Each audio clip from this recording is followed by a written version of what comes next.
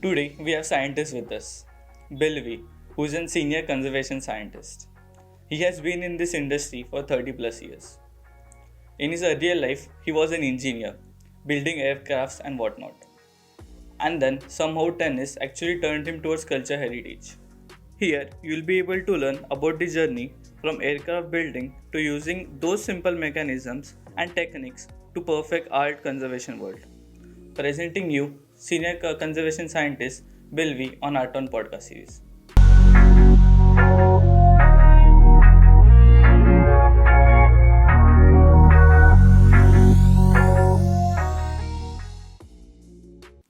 Yeah. So my next question to you is, what were some of the early challenges which you faced, and how has this journey been for you? Challenges. I get yeah.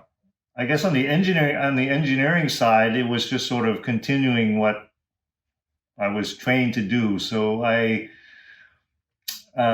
would say one of the challenges, of course, I was actually working on new materials for jet engines. Those are what they call composites. A composite is sort of like what you have on a golf club or a tennis racket, or some where you have ceramic fibers or carbon fibers in epoxy. Those kinds of materials do not behave the same way as a normal metal.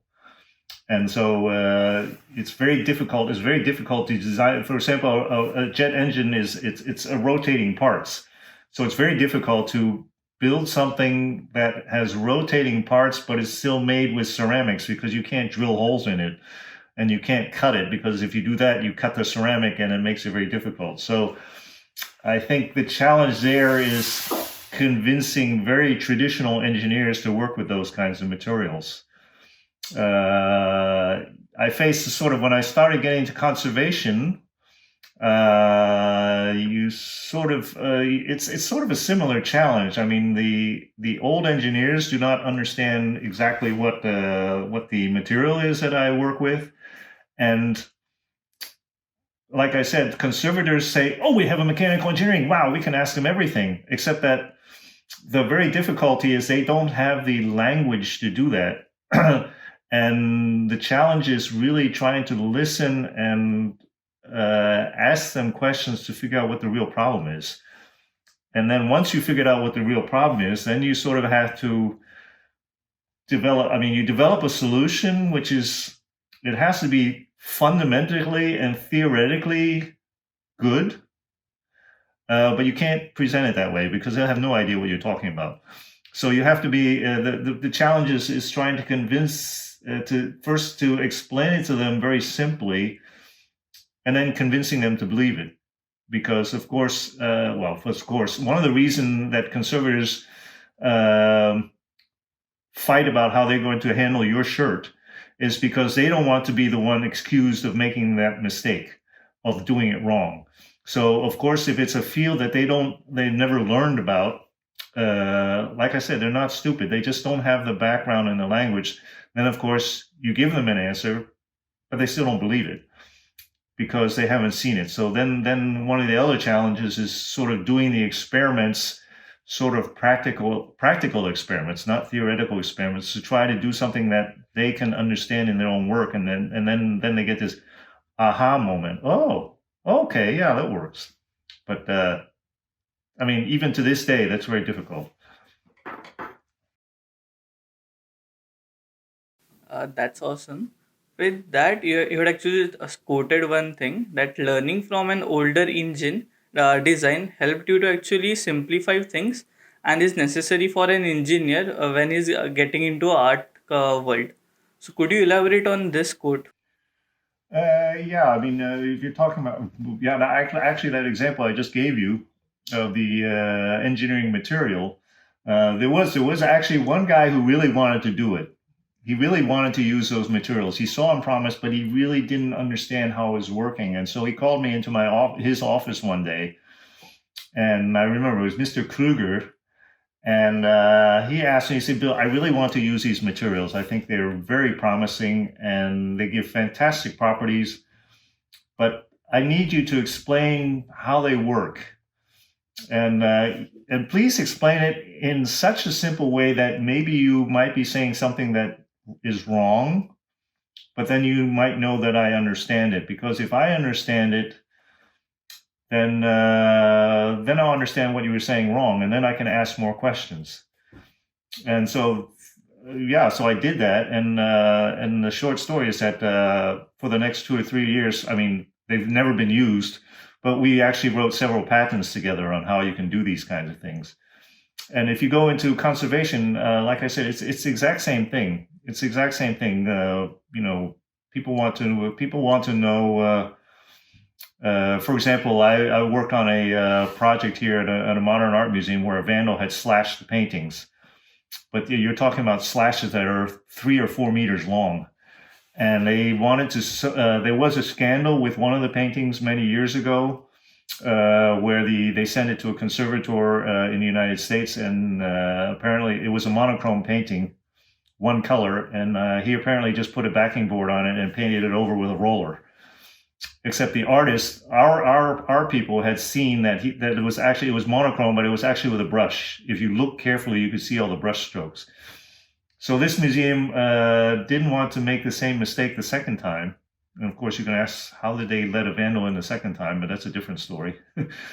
But so they decided they wanted to sew the painting back together. And they asked me, yeah, Bill, can we sew this together? We know it's going to be very difficult because it's 15 meters of tear. Can we just sew it together like this? And I said, most conservators are women. I said, I'm sorry, I don't want to insult you, but every housewife knows if you tear Parth's shirt, you don't just sew it this way, because when he puts it back on, it's going to rip right apart. You have to. That's why people sell patches to put on a tear. So it's that kind of simple thing. You can say patches, but then of course when you say put a patch on, it's actually kind of risky just to say put a patch on, because the patch has to be properly designed. But at least when they understood that concept, then I could start explaining, okay, you can't just put a patch on, especially if you don't want people to see where the patch is. So you can't just have a straight line. But, just by explaining, you can't have just a simple line, because if you pull your shirt back on, it'll tear immediately, and putting a patch so that the load is a bit distributed. And now that's the theoretical part. They then understand that. Absolutely. That's actually necessary for you to explain to the customer and the clients properly, so that they actually know how difficult and how it should be done properly. So, with that, I would like to ask you, is there any moment where you felt that what I'm doing, is it right? And is there any particular project which you're proud of? Anytime, yeah, weather's right.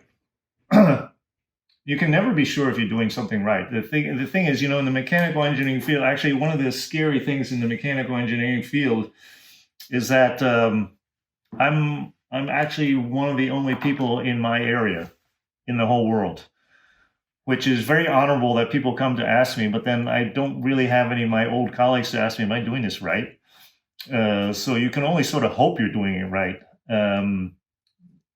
Yeah, so I don't know if I can tell you when I don't think I've ever done anything wrong, but I can tell you that you do have to be careful what you say, because people really want to believe you. It was another one of those practical things. There was a museum that wanted to hang up a lot of prints from Andy Warhol, and they were worried about vibrations because there was a big construction project right next to the museum.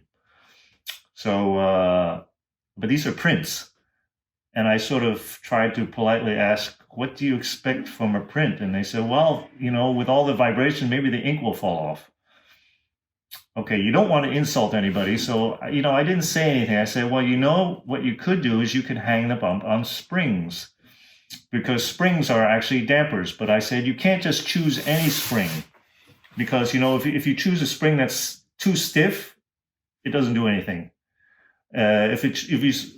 If you choose a spring that's too soft, it also won't do anything, because you overload the spring. So you have to pick something in between so that your object will move a little bit, but it will be protected from the dangerous vibrations, what they think are dangerous vibrations. So they said, well, you can't do that. You can't hang a painting on a spring. There's no way to hang them. I said, well, if you look in a spring catalog, you can buy springs with little rings on the end.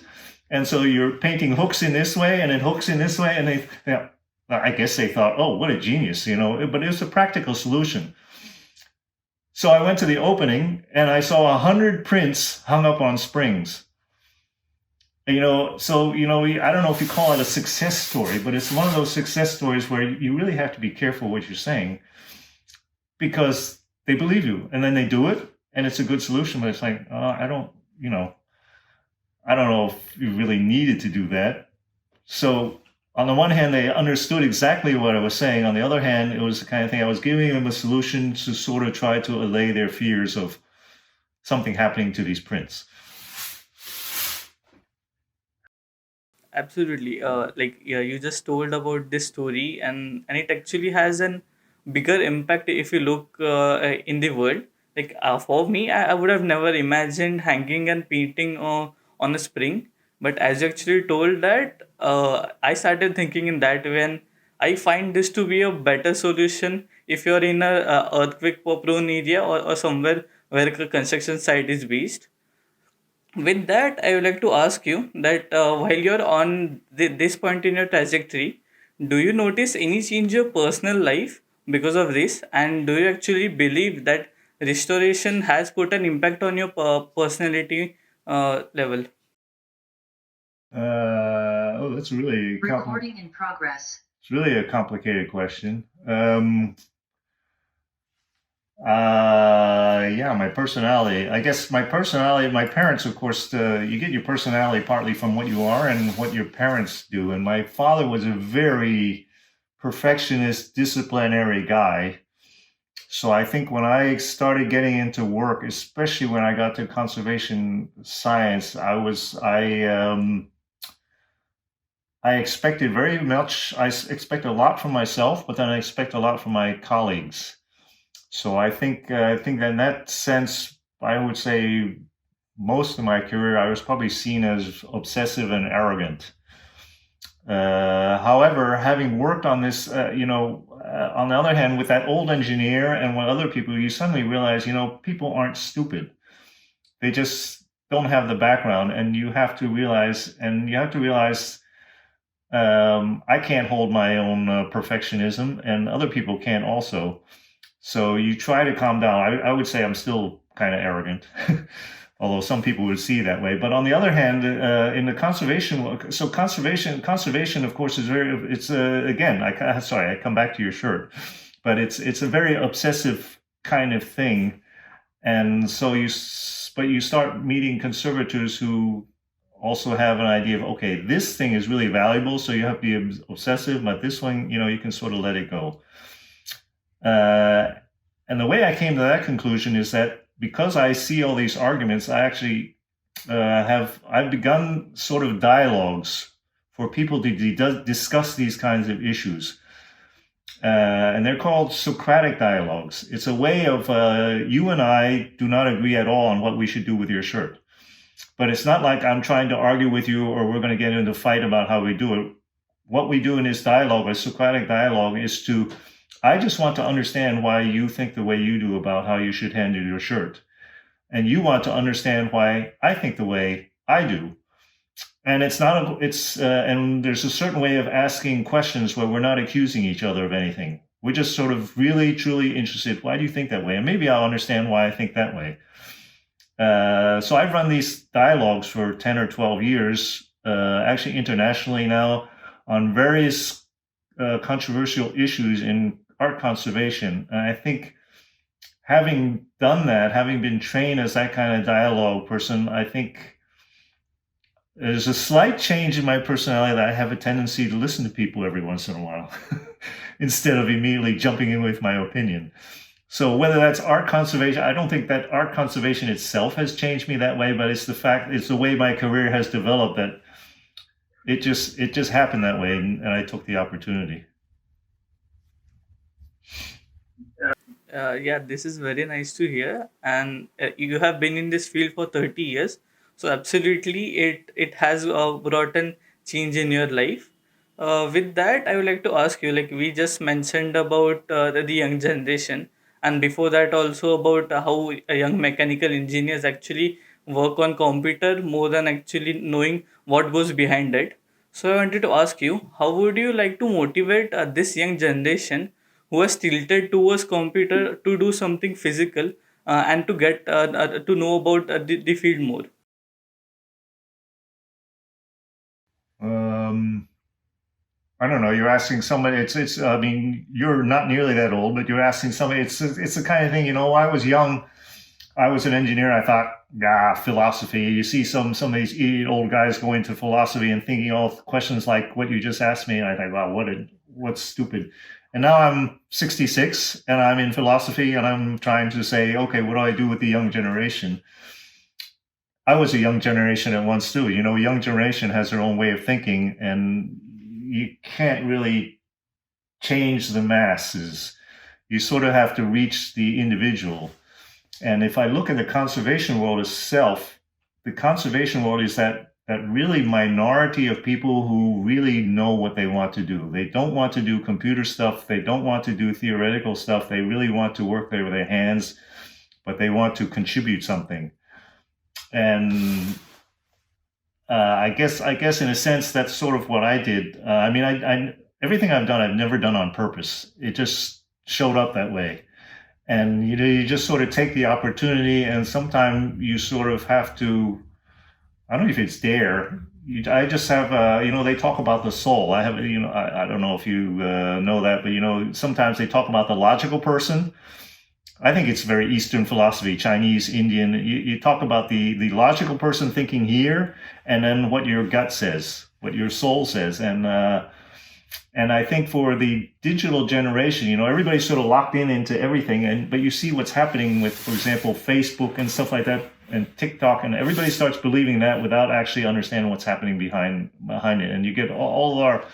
I would say all of our political problems are a lot of it is because information travels so fast that nobody thinks about what they're doing.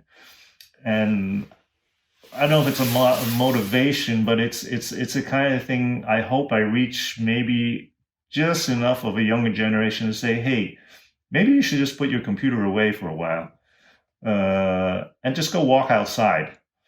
Especially artists. I think artists, you see a lot of wonderful digital art and how they really can, when they call it render nature, do wonderful films. They can make statements about humans interacting with nature, which you couldn't possibly do in nature because humans can't do something. But how would you? I would just sort of ask them, go outside and see what's really happening out there, instead of just sitting in front of your computer making all sort of fancy stuff. But it does take a little. I guess for me, it wasn't a chance, but sometimes it takes a chance to step out of your comfort zone and do something else.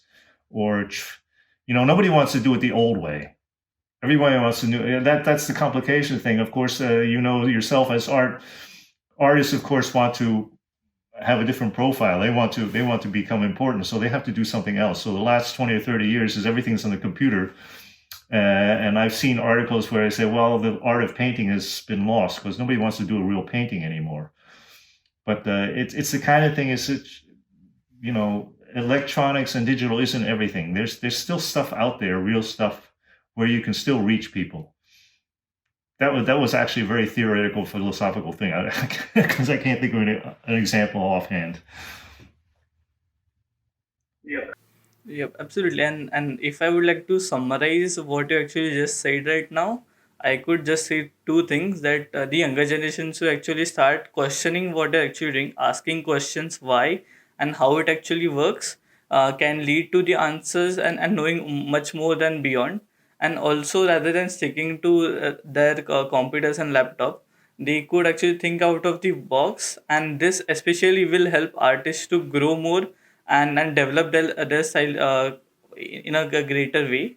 With that, you have actually done a lot in this field. Like you have spent 30 years and absolutely mastered everything which you could. But still, I want to ask you: is there any specific goal of yours which you still want to achieve? Um, yeah, big goal. What are big goals? I guess I mean, I never had any big goals. I mean, now I'm 60. I'm still trying to break away from my Chinese parents' background of you can only play after you finish all your work. And then I saw my father get Alzheimer's, and all he did was work. But he was a workaholic. So I'm a busyholic. So yeah, what do I want to achieve? I guess I'm still because of our government changed their policy. I actually have to retire 3.5 years earlier than I was planning to, and my boss was planning to. So I still think one of the goals I want to do is to try and still get people to have dialogues with each other. So I'm continuing to run these Socratic dialogues. It's not just in conservation. I've actually done it for artists too. It was sort of a community art project on, actually it was on nature. And I was asked to do some dialogues because they were having a little trouble figuring out what they wanted to do. You know, you can sometimes, especially young artists, they start doing something, and if you ask them to explain what they're doing, they can't. But if you get in a dialogue situation, then you get different people who think different ways, and then maybe it dawns on them. So that's something I would like to do in the next few years, and just to bring people more in dialogue with each other. Myself personally, I do want to play. So I am planning to make a little bit more art for myself. I'm not an artist, but I've always, because my wife is a community artist, I help her a lot in her projects. She does a lot of commemorations for the dead. She does a lot of commemorations for the Jewish here who were murdered by the Germans in the concentration camps, and that's really inspiring to help her with that kind of work. But of course, but that's community art, and I'm more as a hobby autonomous artist. I want to do stuff like that, and I play a lot of tennis, so I still want to maintain my tennis level. So it's not just all career. I do have some career things I'd like to achieve, but I still have, based on my grandfather, I still have a few years to live. So I want to do other things as well. That's spectacular, and I hope you are able to do all the things which you wish for. With that, before we end the podcast, I would like to ask you the last question for today. Do you have any advice for yourself when you were actually young, and what might you have had to change when you were actually young? I have students or artists. Yeah, what would I'll answer the question differently. Some people say, "Wow, that was really brave of you to go into cultural heritage, which is very difficult to get a job out of engineering, which of course is very well paid." He said, "That was really a brave decision of yours." And I never made the decision. It just sort of happened. And I'm not sure what happen means, but you sort of figure out things you're interested in and what it looks like. And if the opportunity presents itself, you just sort of start doing it and hoping that it will grow. And sometimes it works and sometimes it doesn't. But usually if it doesn't work, it's because you're not really interested in it. And so that conservation stuff, it happened right around the time I was at the university, and they were doing a reorganization, and my first wife got terminally ill. But my friend had already got me into conservation. And he said, "Yeah, you have to call so and so at the what it was called the Cultural Heritage Institute of the Netherlands at the time." And I just started volunteering once a day. And my first wife, she was encouraging me. She thought it was also cool that I was in the art world. So it just happened. And then they liked me. And then I got a 1 day a week paid, and then 2 days a week, and then it became permanent. And yeah, and the Socratic dialogue sort of happened the same way. It's sort of, you're doing a lot of work, and I had a very good colleague of mine, Ijsbaan Hummelen, who was a conservator, but a theoretician, but he and I just love to talk. And at some point I said, I'd like to have, I was at one of these things organized professor, it's a flash in the pan. It just happened once on conservation history. And I said to him afterwards, I really think there should be a debate, but I hate the way debates work now. And I'm probably sure you have them all over the world. It's a debate where you get 4 or 5 experts panel on the stage, and a blah, blah, blah, blah, blah, blah, blah. And then you and I are sitting there, and maybe we're allowed to ask a question, and then you go home. And then it's like, oh, I was there. But, there's people who want to talk their heads off, and there's people who really want to say something, but they're too scared. So I said, I want to do something else. So he said, he agrees with me, and he said, I really don't know, but you might want to look up. I heard of something, Socrates dialogue or something. So I looked it up, and it was a dialogue. And because I never asked for much in terms of education, I just sort of asked this is a different boss at the time. I asked her, can I take the course on Socratic dialogues? And she said, sure, that's part of your educational or further education. So I took that. And then I organized one dialogue, and then I organized another dialogue. And then I just noticed people really, because of the way the dialogue runs, they really like there's only 2 rules, but one of those rules is you're not allowed to attack each other. Even in the way you ask a question. I can say, you and I are in a dialogue, and then I can say, why didn't you do something at that time? But that's actually the short form, why did you not? And the word not is an accusation. Hey, stupid, you should have done something. So that kind of question you're not allowed to ask, and people just all say, this is such a safe way of having a dialogue and talking about our differences without attacking each other. So it just sort of, but again, I didn't make a conscious decision to do this. It just sort of happened. And the long story is, for artists, it's again, if something looks interesting, but it's not really in the area you're in now, give it a shot. Do it. And you'll discover yourself whether it'll work or not. But, not everything in life is a fixed decision. My wife, for example, she started off as an autonomous artist, or what do you call it? You call it autonomous artist, painter or sculptor or things like that. And she actually at some point got tired of all that blah blah and doing exhibitions and stuff like that. But actually, one of her first projects, which she didn't even think of as community art or ritual art, and actually the term community art didn't happen at the time, but was one of her first projects was, there was an old house near her studio. She lives she's actually Dutch. She lives out in the countryside, a farmer's daughter. And there was an old house that the guy wanted to tear down and build a new one. So she just asked him, can I do something with this? So she first went into the empty house, and what she did, she painted the whole inside of the house with everything that she saw on the outside, so that the painting or the drawing on the wall would match. If you stood at a certain position in the window, the empty window, it would match exactly what was on the outside. So that's autonomous. But then at some point, she had to tear down the house. So actually she set it up. And the last thing she did was to burn the chimney down, which is actually an odd thing. It's a cremation of a chimney. And she found actually that kind of project good because she had to involve the neighbors and stuff like that. So without even thinking about it, she started getting into community art and ritual art. And, destroying a house is actually a way of saying farewell. And so that's how she got into that. And again, it's not something she really thought about, but it's sort of, it just happened. And all of a sudden she found, that actually I prefer to do that kind of stuff, working with people, social things, than just painting and then trying to explain to some rich guy why I painted that. So again, in her case, it's the exact same thing. It's the same thing I would say to young artists is, don't get locked into what you were taught.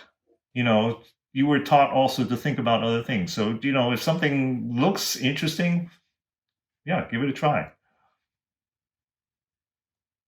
Yeah, absolutely. As you just told the story, I realized that all the great artists didn't actually found out their field of interest till they got into mid 40s or 50s. That was the time after they had actually tried on everything. They settled down on one thing which they actually loved to do for the rest of the remaining life. With that, I would like to thank you for coming on my show. It was absolutely my pleasure hosting you today. And thank you for coming on my show. Yeah, thank you very much for the invitation. Congrats to all of you who made it till the end. I really hope you liked our show. If you did, Please leave us a review on YouTube comment box. And by the way, if you had any question which came up because of the content we covered with our guest, go on YouTube, go on Instagram, and you can leave us a comment. We will surely get back to you and help you as much as possible. Arttown.store, that's the website name and our Instagram ID too. Find us and talk to us. We are waiting to converse with you.